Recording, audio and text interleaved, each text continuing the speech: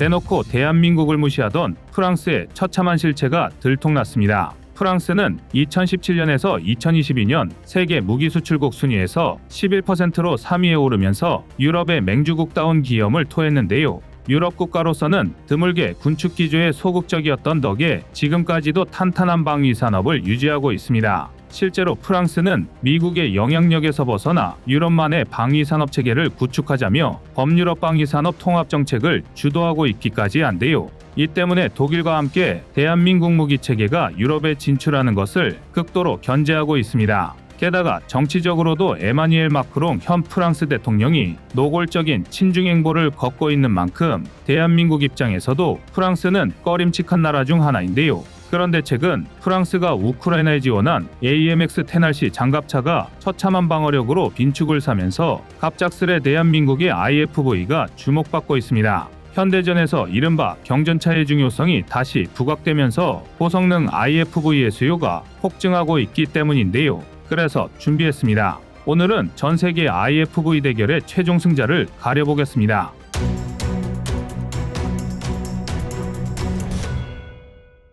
현재 우크라이나 전장은 졸지에 서방 기계화 전력의 올림픽이 되어버렸습니다. 네로라 하는 군사대국들이 앞다퉈 자국의 장갑차를 지원하면서 귀중한 성능 검증 회장이 되어버린 건데요. 그 중에서도 미국이 지원한 M2 브래들리, 프랑스가 지원한 AMX-10RC는 전 세계의 관심을 한몸에 받았습니다. 바로 현대전에서 재등장한 경전차라는 포지션 때문입니다. 제2차 세계대전까지만 해도 전차의 종류는 다양했습니다. 심지어 일반 소형차 크기에 불과한 탱켓부터 사실상 자력 이동이 불가능한 초중전차 마우스까지 온갖 기상천외한 전차들이 난립했는데요. 그러나 현대에 들어서 이 모든 전차는 메인 배틀 탱크, 통칭 주력 전차로 통합되어 버렸습니다. 어느 한 분야에 특화된 전차가 아닌 강력한 장갑, 높은 화력, 빠른 기동성을 모두 갖추고 있으면서도 공중 수송이 가능한 경량화를 유지하는 게 여러모로 효율이 높았기 때문입니다. 이는 현대의 전투기가 대부분 멀티롤 임무를 수행할 수 있는 것과 비슷한데요.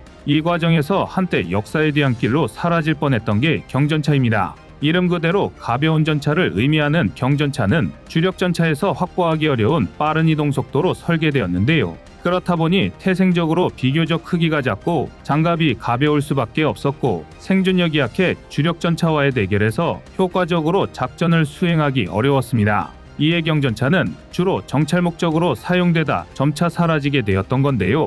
그런데 최근 다시 군사 분야에서 경전차가 주목받기 시작했습니다. 세계 4위의 군사 강국으로 평가받는 인도에서 중국과의 영토 분쟁에 대응하기 위해 경전차를 대량으로 도입하고자 하면서 상당한 소요 물량이 발생했기 때문인데요.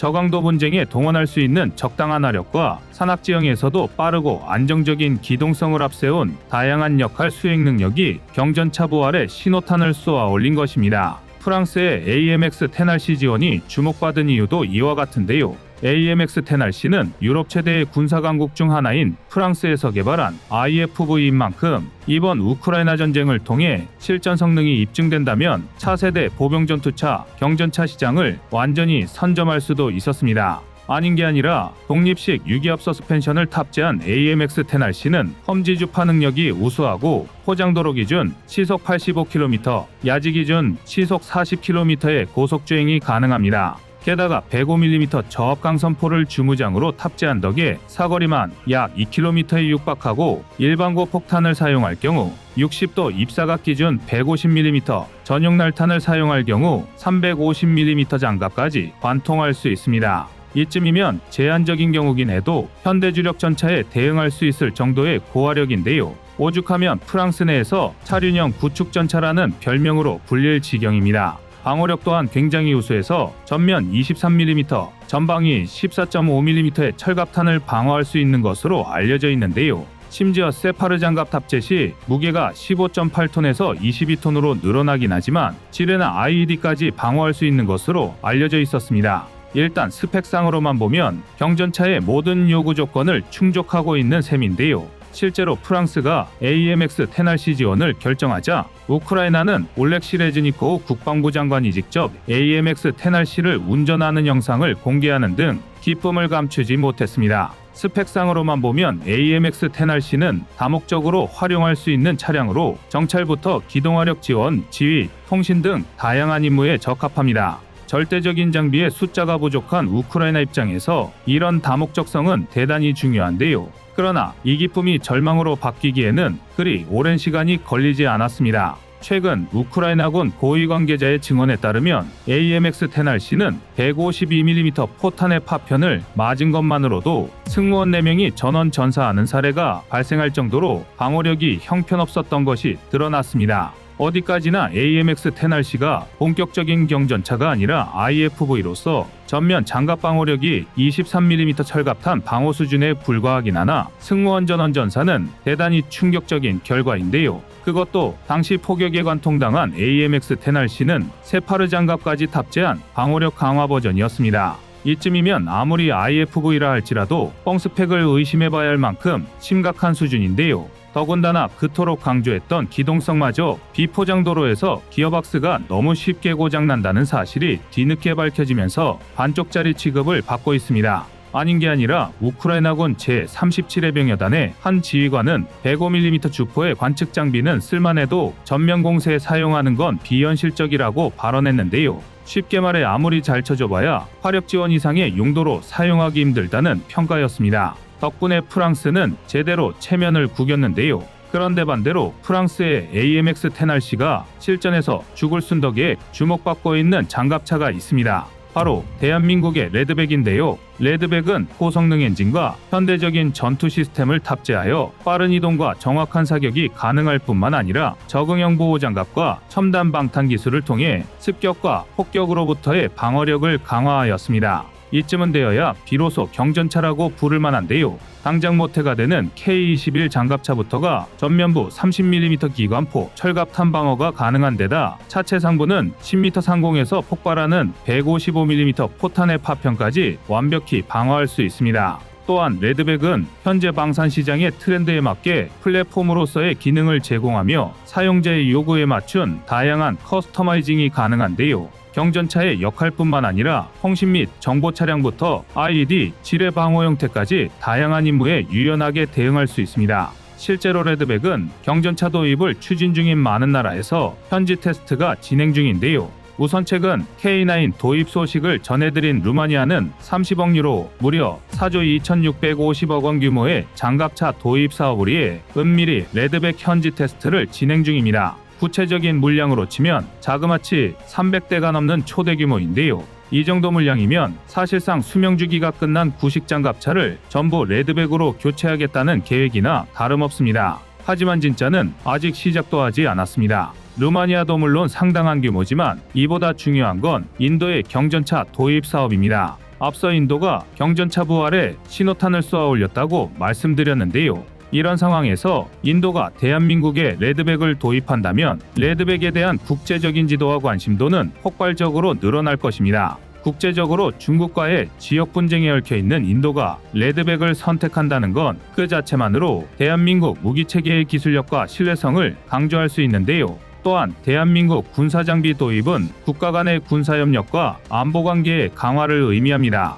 중국 이상의 시장 규모를 형성 중인 인도를 끌어들일 수 있다면 중국과 대립의 골이 커지고 있는 대한민국 입장에서 쌍수들고 환영할 만한 일인데요. 그리고 무엇보다 인도가 레드백을 도입한다면 중국과의 장갑차 맞대결이 성사될 가능성이 높습니다. 현재 중국은 인도와의 국경 분쟁지대에 15식 경전차를 배치한 상태입니다. 그런데 문제는 인도와 중국의 국경 분쟁 지역이 대부분 고산지대에 퍼져 있다는 것입니다. 일반적인 무기체계는 고산지대에서 기동하는 게 상당히 어려운데요. 그러나 경전차는 비교적 경량화된 구조 대비 강력한 엔진을 가지고 있어 빠른 이동이 가능합니다. 이는 고산지형에서 복잡한 지형 조건과 좁은 도로, 협소한 공간에서 유리한 전술적 위치 조절과 기습적인 공격에서 유리한 고지를 선점할 수 있다는 뜻인데요. 또한 고산지형의 좁고 험준한 지형은 육중한 주력 전차가 움직이기에 제한적입니다. 결국 경전차를 경전차로 상대할 수밖에 없는 기형적인 전투 조건이 갖춰지게 되었는데요.